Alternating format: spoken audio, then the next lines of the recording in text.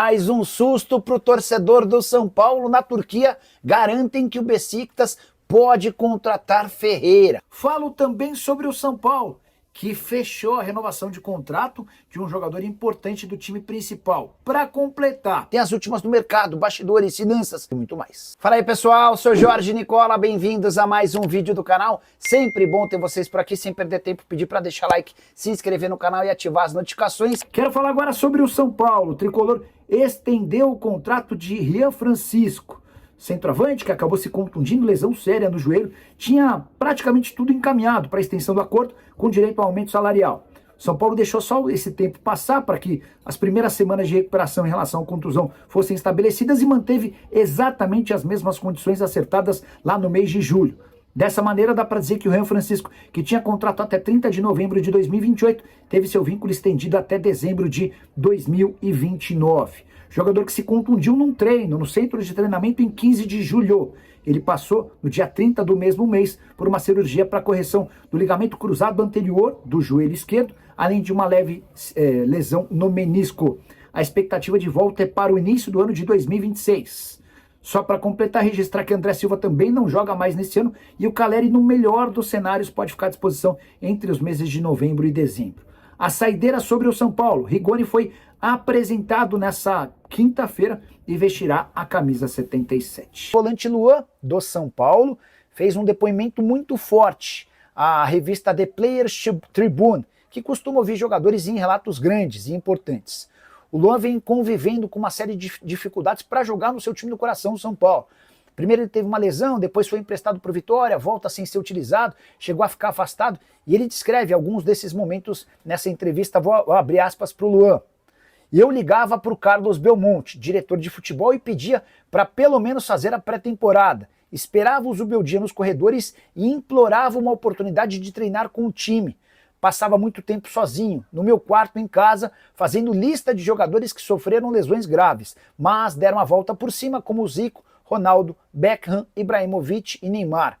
E eu tinha me recuperado e podia jogar em alto nível. Só que o medo de ser emprestado ou vendido e nunca mais jogar pelo São Paulo acabava comigo. Teve um dia da semana em que eu estava assistindo a um jogo nosso pelo Paulista na televisão e surtei.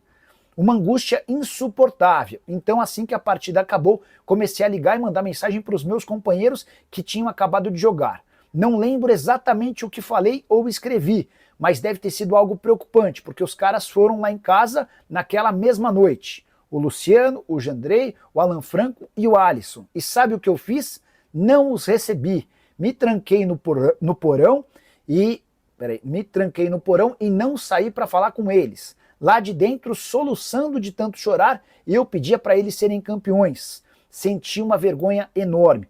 Não por aquela cena deprimente, mas por não jogar, não desfrutar do dia a dia com meus companheiros, não poder ajudá-los em campo e não saber como me livrar daquela impressão de que o mundo inteiro estava contra mim.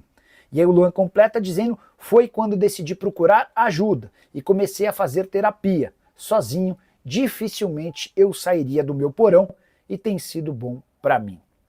O que você pensa sobre esse depoimento?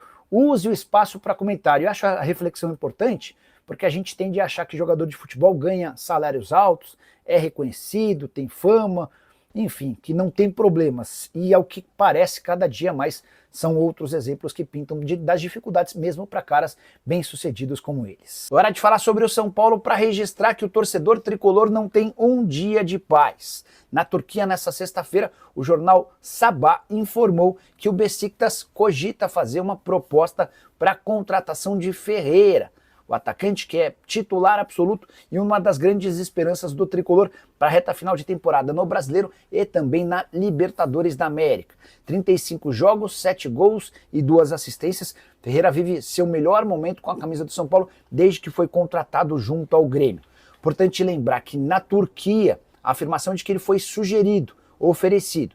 Representantes do Ferreira negam essa sugestão e o São Paulo assegura que ainda não foi procurado. Outro tema importante, a janela de inscrições na Turquia se encerra nas próximas horas. Então, a menos que o Beşiktaş avance de forma muito rápida nessa negociação, a tendência é que o Ferreira permaneça no tricolor. Besiktas, que também andou procurando outras opções para essa função de atacante, chegou a pensar no Timo Werner, que pertence ao Leipzig, jogador bastante conhecido, e também no Coelho, jogador do Atlético Mineiro. O Galo já recusou a primeira proposta pelo argentino. Só para arrematar, em relação ao São Paulo, acho que o torcedor tricolor pode começar a respirar aliviado, especialmente depois dessa negociação com o Besiktas, se essa negociação de fato se frustrar. É que todas as outras janelas que mais ameaçavam já fecharam. A janela na Arábia Saudita se encerrou na quarta-feira. Nessa quinta-feira foi a vez da Rússia, que acabou levando jogadores importantes do São Paulo. Nessa sexta-feira se encerram também as janelas na Grécia e no México. E, enfim, o torcedor do São Paulo vai poder respirar um pouco mais aliviado. Já contei para vocês que reforços não serão contratados e é com esse time que o São Paulo disputará a fase de quartas de final da Libertadores. Mailton, lateral direito, Rafael Tolói, zagueiro, e Rigoni, atacante, serão as 3 novidades na lista de inscritos das quartas de final da Libertadores. E uma outra informação sobre o contrato do Rigoni. Rigoni assinou por empréstimo até o final da temporada. Ele vem por empréstimo, mas com o contrato acabando, então o contrato dele ele vai ficar livre a partir de janeiro, e o São Paulo colocou uma meta para renovar esse contrato dele. O São Paulo já divulgou isso. A notícia é que essa meta é de 12 jogos. Então o Rigoni precisa jogar 12 jogos por 45 minutos, pelo menos, para renovar automaticamente esse contrato por mais um ano. Quer dizer que se ele jogar 11 jogos ele vai embora do São Paulo? Não. Só quer dizer que se ele jogar 12 é obrigatório que o São Paulo renove o contrato dele. Se ele jogar um jogo, o São Paulo quiser renovar, o São Paulo pode renovar. Mas se jogar 12 é obrigatório. O São Paulo tem mais, a gente está na 23ª rodada, tem mais aí 16 jogos. 16 jogos pelo Brasileirão, mais 2 pela Libertadores. Vai ter que jogar o Rigoni para conseguir cumprir a meta. É uma meta até alta, esses 12 jogos. Mas pode falar, Renan, sobre esses 3 reforços que foram apresentados. E rapidamente, hein, a gente está encerrando. O bom que para ele estava em atividade, então ele está em forma, ele pode jogar domingo, por exemplo, né? Teve um período de treino aí, ele conhece, o treinador conhece muito bem ele também conhece o estilo do treinador, então ele pode ser utilizado rapidamente e pode perfeitamente bater essa meta e ser contratado em definitivo pelo São Paulo, né? E acho que dos 3 é o jogador que o Crespo traz assim com mais confiança. A respeito do Tolói, é a posição que o São Paulo, com a volta do Arboleda, está mais tranquilo, entre aspas, né? Temos 4 bons zagueiros e agora chega o Tolói. Vamos ver, aparentemente, nos vídeos, na foto, parece estar em forma, né? Você teve lá no CT, aí, mas parece estar em forma, né? E é um jogador experiente, um jogador inteligente, acostumado a jogar nessa estrutura tática que o São Paulo joga hoje, que é importante. Então, um cara que, com a experiência, vai se adaptar muito rápido, né? E o Mailton muda a característica ali da nossa ala. Ele passa a ser um ala muito mais ofensivo nesse revezamento aí com o Cédric, que eu acho que vai ser importante. Mas, repito, pela expectativa que eu tenho a respeito do Cédric, o Cédric sempre vai muito bem. É que as pessoas, algumas esperam que ele dê alguma coisa que ele não vai fazer, e ele já falou, inclusive, sobre isso, né? Só um detalhezinho que a gente acabou não falando, quase que o Patrick vai para o Chipre, o nosso lateral. E eu fiquei triste que ele não tenha ido. Não eu gosto do Patrick. Eu acho que ele é um bom jogador.